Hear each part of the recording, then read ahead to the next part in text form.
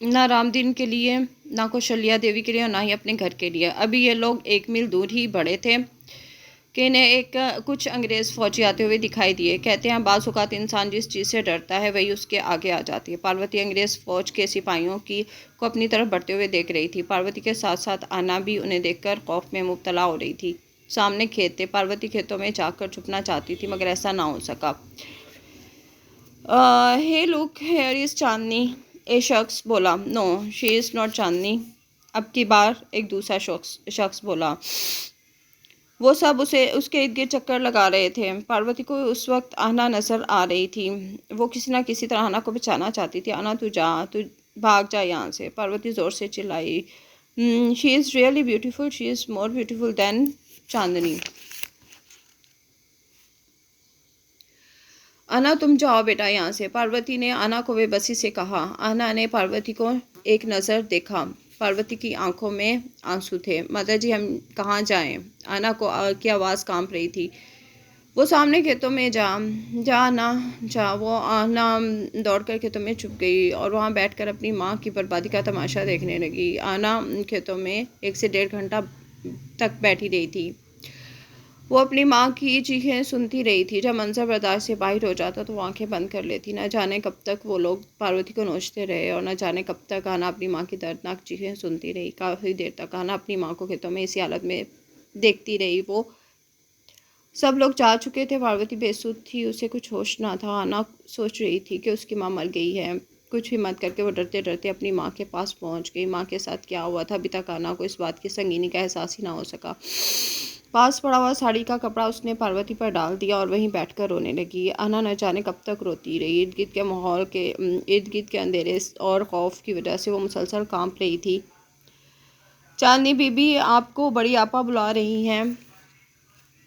چاندنی اپنے کمرے میں ہار سنگار میں مصروف تھی۔ جان ڈکن کے ساتھ اس کی ملاقات تھی۔ ابھی وہ تیار نہیں ہوئی تھی جب حسنہ اس کے کمرے میں چھمیا بائی کا بلاوا لے کر آئی تھی۔ "کیا کہنا ہے انہوں نے"؟ "انہیں تم نے بتایا نہیں کہ آج میری ملاقات ہے"؟ "چاندنی بی بی، چھمیا آپا کی طبیعت ٹھیک نہیں ہے، انہیں خون کی الٹیاں ہو رہی ہیں۔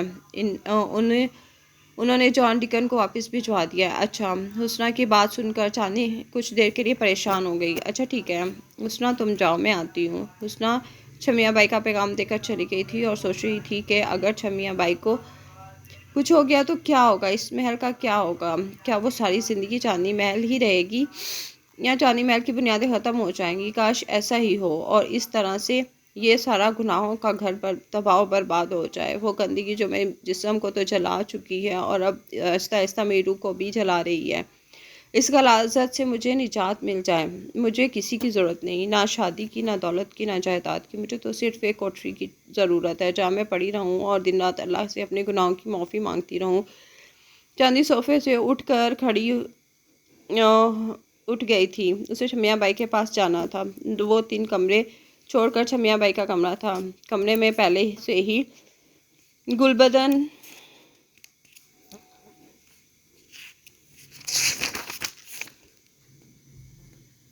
جہار اور پدمنی موجود تھیں جو چھمیا بائی کے ارد گرد بیٹھی تھیں۔ "آپا، آپ کو کیا ہو گیا"؟ چاندنی نے آتے ہی پوچھا تھا۔ چھمیا بائی اپنے بیڈ پر لیٹی تھی۔ زمین پر روئی کے ٹکڑے پڑے تھے جو خون میں بھیگے ہوئے تھے۔ یہ خون چھمیا بائی کے منہ سے تھوڑا تھوڑا کر کے نکل رہا تھا۔ روئی کے خون میں بھیگے ہوئے ٹکڑے دیکھ کر چاندنی مزید کچھ پریشان ہو گئی تھی۔ چھمیا بائی کی نظریں چاندنی پر تھی۔ چھمیا بائی کی ایسی حالت دیکھ کر چاندنی کی آنکھوں میں آنسو آ گئے تھے۔ "چاندنی، تم کیوں رو رہی ہو"؟ "آپا، یہ سب کیا ہو گیا ہے"؟ "چاندنی، تم کیوں رو رہی ہو؟ تمہیں تو خوش ہونا چاہیے، تم آزاد ہو جاؤ گی"۔ "نہیں آپا، ایسی باتیں نہ کریں، آپ تو ہمارا سہارا ہیں، آپ نے ہمیں چھت دی ہے، گھر جیسا سکون دیا ہے، آپ ہماری ماں ہیں آپا، ہمارا سربراہ، آپ کو کچھ نہیں ہوگا آپا، آپ بس جلدی سے ٹھیک ہو جائیں۔ چھوڑیں یہ سگریٹ اور نشے والی چیزیں، شراب، سب کچھ چھوڑ دیں آپا، ہمیں آپ کی ضرورت ہے"۔ "نہیں چاندنی بیٹا، میں تو خود زندہ نہیں رہنا چاہتی، بس اس چاندنی محل کا خیال رکھنا اور یہ تمہاری ذمہ داری ہے"۔ "نہیں آپا، اتنی بڑی ذمہ داری مجھ پر نہ ڈالیں، میں اس قابل نہیں ہوں"۔ "چاندنی، اگر تم سمجھتی ہو کہ میں نے تمہیں سہارا دیا ہے تو ان لڑکیوں کا سہارا بن جاؤ، میری بہن بن جاؤ ان کی"۔ چاندنی کے چہرے پر درد کا ایک احساس موجود تھا۔ "نہیں آپا، مجھے اتنے बड़े इम्तिहान में ना डालें, मैं तो इस दलदल से निकलना चाहती हूँ। अच्छा तो कहाँ जाओगी यहाँ से निकल कर? क्या तुम्हारा कोई ठिकाना है? क्या तुम्हारे रिश्तेदार तुम्हें कबूल कर लेंगे? कौन है तुम्हारा, बताओ मुझे चांदनी, कौन है तुम्हारा? इस दुनिया ने तुम्हें सताया है, कुछ तुम भी इस दुनिया को सता कर देखो। इस दुनिया से अपना हिस्सा वसूल करो चांदनी, इसी में तुम्हारी जीत है। इतना बोलकर छमिया बाई का सांस फूल गया। नहीं आपा, मुझे किसी किस्म की जीत नहीं चाहिए। चांदनी जानती थी कि छमिया बाई की हालत दुरुस्त नहीं थी, इसलिए वो मज़ीद उसे तंग नहीं करना चाहती थी। वो वहाँ से उठकर अपने कमरे में आ गई थी और बेड पर बैठ कर न जाने कब तक अपनी आने वाली और पिछली ज़िंदगी के बारे में सोचती रही थी। आना ने न जाने कितनी बार अपनी माँ पार्वती को बुलाया था और शायद वो उठ जाए, मगर पार्वती को कोई होश ना था। अंधेरे की वजह से आना को ऐसा लग रहा था कि शायद उसका दिल बंद हो जाएगा। अब वो रो रो कर चुप हो गई थी। इर्द गिर्द मुकम्मल सन्नाटा था। थोड़ी देर बाद उसे अपने करीब कोई हरकत महसूस हुई। उसे लगा किसी ने उसके सर पर हाथ फेरा हो। वो डर जो उसके अंदर पहले मौजूद था अब और भी बढ़ गया था। उसका दिल बहुत ज़ोर ज़ोर से धड़कने लगा था। बेटी तुम लोगों को क्या हुआ है? आना ने सर उठाकर देखा। ये वो शख्स था जिसे उसने पहले भी देखा था। वो शख्स आना से पूछ रहा था, मगर आना उस अजनबी शख्स के चेहरे को गौर से देख रही थी, जिस पर दाढ़ी 6 फुट का वो आदमी उसे शायद उसने पहले एक दिन पहले ही देखा था। वो शख्स आना के पास बैठ गया और पार्वती की हालत को गौर से देखने लगा। फिर शायद उसे एहसास हो गया कि क्या मामला है। बेटी तुम परेशान ना होना, मैं अभी आता हूँ। वो शख्स ये कहकर उठ गया और उसने साइकिल पकड़ा जो उसने एक तरफ खड़ी कर रखी थी और वहाँ से चला गया। अब आना को मज़ीद अपना दिल डूबता हुआ महसूस हुआ। उसे ऐसा लगा कि उसकी माँ तो मर गई है, थोड़ी देर में वो भी मर जाएगी। कुछ देर तक वो शख्स अंधेरे में दोबारा नमूदार हुआ। उसके साथ एक बैलगाड़ी आहिस्ता आहिस्ता चल रही थी और साथ साथ वो एक दो आदमी भी थे। उन आदमियों ने मिलकर पार्वती को बैलगाड़ी में लिटाया और आहना को भी साथ बिठाया और वो लोग अंधेरे में किसी सिमत चल पड़े थे। कौन सी सिमत थी, आना इस बात से बेखबर थी। थोड़ी देर में वो लोग किसी घर के सामने मौजूद थे। समिया बेगम रात ईशा की नमाज़ अदा करके लेट गई थी। अहमद अली ईशा की नमाज़ अदा करने मस्जिद चला गया था। घर की तमाम बत्तियां बुझाकर वो बेफिक्र होकर लेट गई थी, क्योंकि वो जानती थी कि अहमद अब तहज्जुद की नमाज के वक्त ही घर वापस आएगा। अहमद अली को उसे कल से ही परेशान लगा था। वो सोच रही थी कि पिछली रात अहमद अली को एक लम्हे के लिए भी ना सोया था। वो जानती थी कि उसका बेटा अब भी कुलसूम को नहीं भूल पाया था। कुलसूम कहाँ चली गई थी? उसके जेठ का घर कैसे बर्बाद हो गया था? अक्सर वो सोच कर परेशान हो जाती थी। 1.5 साल पहले कुलसूम गायब हो गई थी। वो अंग्रेज़ फ़ौज के हत्थे चढ़ गई थी। वो अंग्रेज़ फ़ौज जिन्होंने उसके बाप को कत्ल कर दिया था और फिर जब वो कुलसूम को उठा कर ले गए और उन्होंने उसके भाई को भी कत्ल कर दिया। कैसी मुसीबत नाजिल हुई थी 1.5 साल पहले उनके घर पर। 1.5 साल पहले होने वाले इस खौफनाक वाक़ये ने उनकी रूहों तक को हिला दिया था। काफ़ी देर तक लेटे रहने के बाद समिया बेगम सो न सकी थी।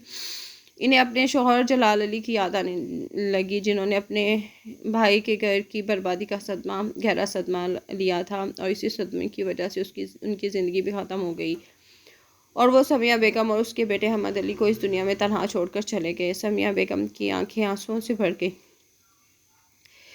नींद समिया बेगम की आंखों से कोसों दूर थी। वो सोच रही थी कि इस 1.5 साल के दौरान वो कितना रोई थी। 1.5 साल के दौरान उनके घर का से 4 जनाजे उठे थे और 5वां जनाजा कुलसूम का था, जो उनके लिए ना तो जिंदा थी और ना ही मुर्दा। समिया बेगम अपने पलंग पर से उठकर बैठ गई थी और इधर उधर फिरने लगी थी। आज फिर उसे वो तमाम वाक़या याद आने लगे जिन्हें भुलाना समिया बेगम के बस की बात ना थी। उसकी जान से प्यारा शौहर उसे छोड़कर चला गया था। इस बात को वो कैसे भुला सकती थी? एक बार फिर वो चारपाई पर आकर लेट गई थी और न जाने किस समय उसकी आंख लग गई थी। रात के किसी पैर दरवाजे पर दस्तक हुई थी, जिसकी वजह से वो उठ गई थी। वो जानती थी कि इस वक्त अहमद ही होगा, लेकिन उसे आज बहुत देर हो गई थी। इस वक्त सहरी का वक्त शुरू हो चुका था। उठकर उसने दरवाज़ा खोला। भाई साइकिल पर अहमद अली था, मगर उसके साथ एक बैलगाड़ी थी। अम्मी दरवाज़ा खोले, कोई मेहमान आया। मेहमान समिया बेगम ने दोनों दरवाजे खोल दिए। वो जानती थी कि उसका उस शहर में कोई ऐसा रिश्तेदार नहीं था जो रात के इस पहर आ सकता था। پھر یہ کون تھا جسے احمد علی اپنے ساتھ لے آیا تھا؟ احمد علی نے سائیکل اندر لا کر سین میں کھڑی کی تھی اور خود باہر جانے لگا تھا جب سمیہ بیگم نے اسے روک دیا۔ احمد بیٹا، یہ کیسے مہمان ہے؟ امی میں بھی بتاتا ہوں۔ وہ باہر چلا گیا اور ایک 10-11 سالہ بچی کو اٹھا کر اندر لے آیا۔ اس نے بچی کو برآمدے میں پڑی ہوئی چارپائی پر بٹھا دیا۔ سمیہ بیگم کچھ پریشان ہوئی۔ اس کے بعد احمد علی پھر باہر چلا گیا تھا اور پھر جس سے احمد علی 1-2 آدمیوں کے سہارے اندر لے کر آیا تھا، اسے دیکھ کر سمیہ بیگم کی پریشانی مزید بڑھ گئی تھی۔ یہ کوئی 30-32 سال کی خوبصورت عورت تھی مگر یہ بے ہوش تھی۔ اسے دیکھ کر سمیہ بیگم کو صاف پتہ چل رہا تھا کہ اس عورت کے ساتھ کوئی حادثہ ہوا تھا۔ احمد بیٹا، یہ سب کیا ہے؟ امی آپ بچی کو پانی پلائیں، دروازہ بند کر کے آتا ہوں۔ احمد یہ کہہ کر باہر چلا گیا۔ اس نے بیل گاڑی والے کو اور 1-2 آدمیوں کو رخصت کیا اور دروازہ بند کر کے اندر آ گیا۔ سمیہ بیگم نے اس بچی کو ایک گلاس پانی کا لا کر دیا جسے وہ بچی فوراً ہی پی گئی تھی۔ پھر اس نے اس بچی کا ایک گلاس دودھ کا لا کر دیا اور پھر وہ بھی تیزی سے پی گئی۔ بچی کافی سہمی ہوئی تھی۔ سمیہ بیگم کا دھیان چارپائی پر لیٹی ہوئی عورت کی جانب تھا۔ بیٹی تم سو جاؤ، اگر اللہ نے چاہا تو تمہاری ماں صبح تک ٹھیک ہو جائے گی۔ سمیہ بیگم بچی کو کمرے میں لے گئی۔ اس نے اسے پلنگ پر لٹایا اور تھوڑی دیر میں بچی سو گئی۔ یہ سب کیا ہے بیٹا؟ کیوں لے کر آئے ہو انہیں تم یہاں پر، اور دوسروں کی مصیبتیں اپنے سر کیوں مول لے لیتے ہو؟ انہیں وہیں چھوڑ کر آؤ جہاں سے لے کر آئے ہو۔ امی آپ یہ کیسی باتیں کر رہی ہیں؟ آدھی رات کو ایک سڑک پر تنہا بچی اور اس کی ماں جسے کوئی ہوش نہیں تھا، نہ جانے یہ عورت اس کی ماں ہے یا کون ہے؟ مگر امی میرا دل اتنا سخت نہیں ہے کہ میں ایک تنہا بچی کو اس طرح آدھی رات کو بیچ راستے میں چھوڑ دیتا۔ یہ میرے لیے ممکن نہیں تھا۔ ابھی میرے دل میں خدا کا خوف موجود تھا۔ سمیہ بیگم احمد علی کی یہ بات سن کر خاموش ہو گئی تھی۔ احمد علی نے سمیہ کے سہارے سے اس عورت کو دوسرے کمرے میں لٹا دیا۔ امی آج رات آپ اس خاتون کا خیال رکھیں، صبح کو ہوش آ جائے گا تو شاید یہ خود ہی چلی جائیں۔ مجھے لگتا ہے یہ چلی جائیں گی۔ اگر ہم ان کی مشکل میں ان کے کام آئیں گے تو شاید ہمیں کسی نیک کام کرنے کا موقع مل جائے۔ ٹھیک ہے احمد، تم اپنا منہ دھو لو، سحری کا وقت ہونے والا ہے، میں کھانا بنا لیتی ہوں۔ وہ اس خاتون کے کپڑے بدلوا دیتی ہوں، بیچاری، مجھے ایسا لگتا ہے شاید یہ ہندو ہے۔ سمیہ بیگم نے اس کا حلیہ دیکھ کر اندازہ لگایا۔ جی امی، مجھے بھی ایسا ہی لگتا ہے۔ احمد علی وضو کر کے تہجد کی نماز پڑھنے لگا تھا۔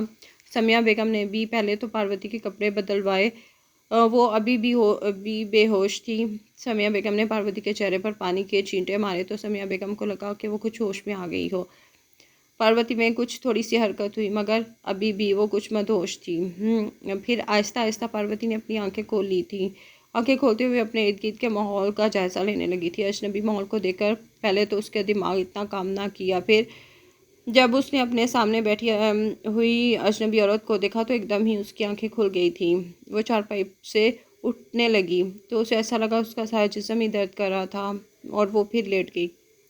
آپ کون ہیں؟ پاروتی نے کمزور سی آواز میں پوچھا تھا۔ پھر اچانک پاروتی کے دماغ میں ایک جھماکہ سا ہوا۔ اسے کچھ دیر پہلے ہونے والی باتیں یاد آنے لگی۔ وہ انا کے ساتھ گھر سے نکلی تھی۔ اس نے ادھر ادھر دیکھا، اسے انا کہیں نظر نہیں آ رہی تھی۔ پھر اسے احساس ہوا تھا اس نے انا کو کھیتوں میں چھپ جانے کے لیے کہا تھا۔ تو کیا انا ابھی بھی وہیں ہے؟ پھر کیا ہوا تھا اس کے ساتھ؟ سوچ کے دائرے وسیع ہونے لگے، اس کے دماغ میں گولیاں چلنے لگی۔